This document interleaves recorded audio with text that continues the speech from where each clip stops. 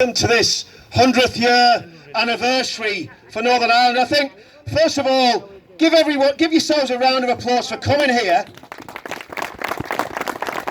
Everyone's panicking about diseases. It's nearly Christmas, and we got people turning up to celebrate Northern Ireland. And we should be celebrating Northern Ireland, because Northern Ireland is the most beautiful wee country in the world. Is that right? Yeah. You're absolutely right, young, and it is. It's a wonderful place. And you may be standing here thinking, what's an Englishman doing standing, talking about Northern Ireland? Well, I want to tell you something. I came here in the 1980s as a young soldier, 18 years old. And I very, very quickly fell in love with this country and fell in love with the people of this country. And I want to tell you something else, and John Ross will bear testimony to this. Thousands of English, Scottish and Welsh soldiers came to this country and fell in love with the place, and they still love it now, and those soldiers and veterans still stand with the people of Northern Ireland.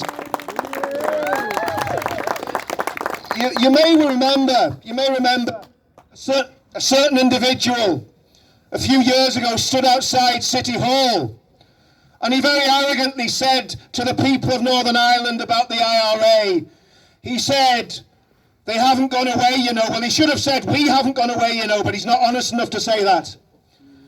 But I've got a message for those people in Sinn Féin IRA. After 100 years, Northern Ireland hasn't gone away, and in another 100 years, Northern Ireland will still be here.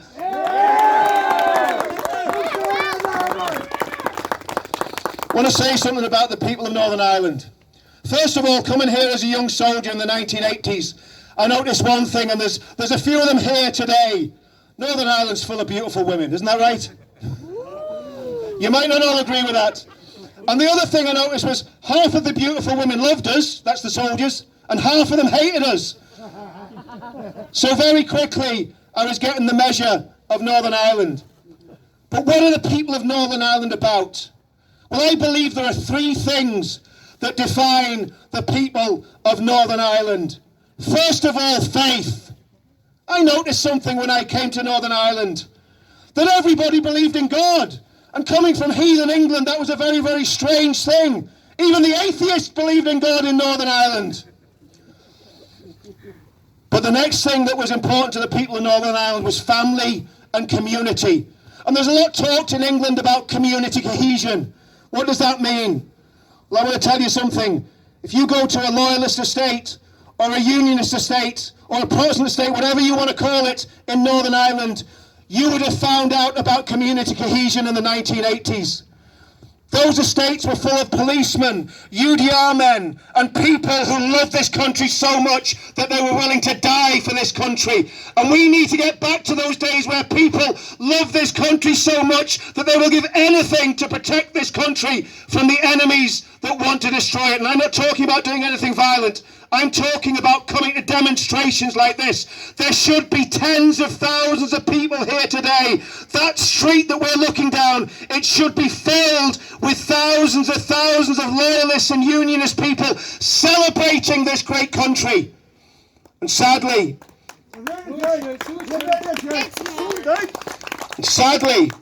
this is the state that we have come to with loyalism.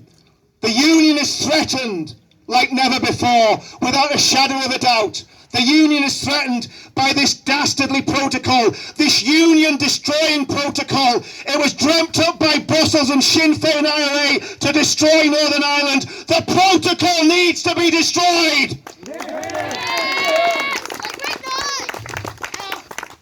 You see, friends, this was just the latest in a long line of betrayals. I call it the long betrayal that started when that reprobate John Major became Prime Minister, and then even worse, Liar Blair came in after him and completely betrayed the people of Northern Ireland. And I'm talking about all the people of Northern Ireland, Catholic and Protestant, were betrayed by the liar Tony Blair when he handed the keys of power over to an unreformed terrorist organisation and their political friends in Sinn Féin IRA.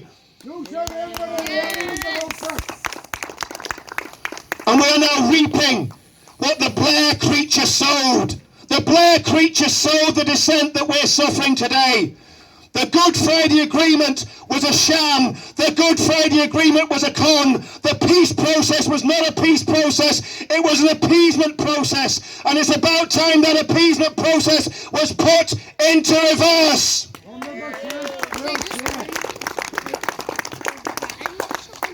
So what do? See, it's all right coming here and standing and talking about what's happened in the past, and talking about the mayhem that was unleashed on the people of Northern Ireland, talking about the great betrayals of Northern Ireland. But I want to see a Northern Ireland that is hopeful, and hopeful for the future, and hopeful for all the people of Northern Ireland that love this country and wants to see this country prospering. We need a plan of how we can save Northern Ireland from its enemies, because believe you me, we have enemies in Dublin. We have enemies in Brussels, and sadly, that house behind us is full of enemies of Northern Ireland. So what do? First of all, here are my suggestions. I'm not a politician, I've said that many times. I'm just the guy that comes up here and gives a voice to what I believe the people of Northern Ireland and the people of the rest of the United Kingdom think. First of all, we must expose Sinn Féin IRA for what they are. They are hypocrites. They are not what they profess to be. And in fact, they are betraying their own first principles. Did you know that Sinn Féin are unionists? Did you know that? No. Oh, yes, they are. They're unionists. They're European unionists. They love the European Union more than they love a sovereign, free, united Ireland. They are unionists. They're just a different sort of unionist to us. We want our union to be with the United Kingdom. They want to be a vassal state of that vile, undemocratic European Union. Well, we're going to stand against that with all our might. There may be a few of us here today, but as someone said earlier on, it only took 13 young boys to close the gates in Londonderry. There's a lot more than 13 here today, and we can do this. We can turn this country around. So we've got to expose them for what they are. They are hypocritical. They are even betraying their own nationalist ideals. And they do it out of a pure hatred and bigotry for the people of Northern Ireland. They hate the British people of Northern Ireland with a passion. They hate anything to do with Britain, and they want to destroy it. And slowly and surely, they have been eroding British culture from Northern Ireland, erasing British culture from Northern Ireland. Look at the situation with the soldiers. You know, Dennis Hutchins dying in a hospital in Belfast was an illustration of everything that's wrong with Northern Ireland and everything that needs to be put right. But how do we do this? Well, we must show all the people of Northern Ireland, Protestant and Catholic, people of no religion, people of all faiths and all colours, we must show the people of Northern Ireland who the real extremists are.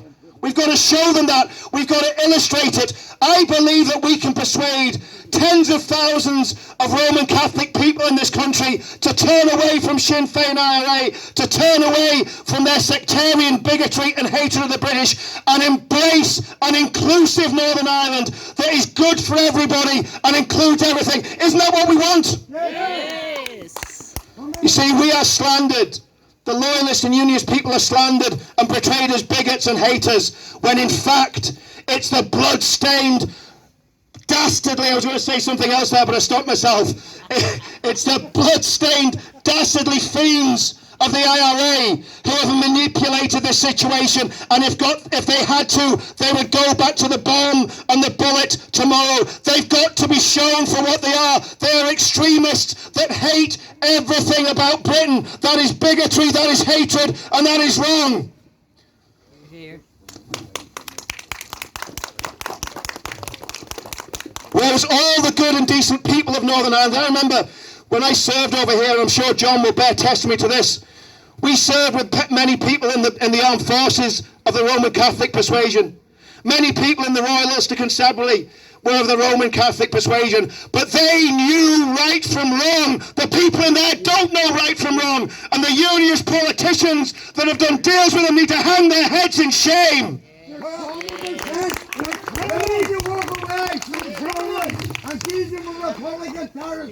Absolutely right.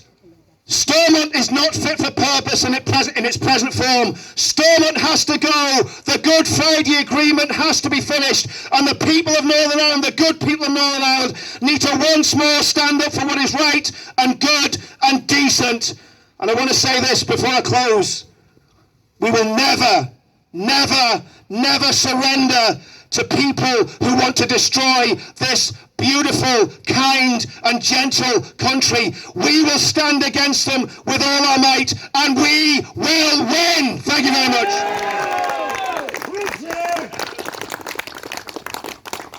Next one up, John.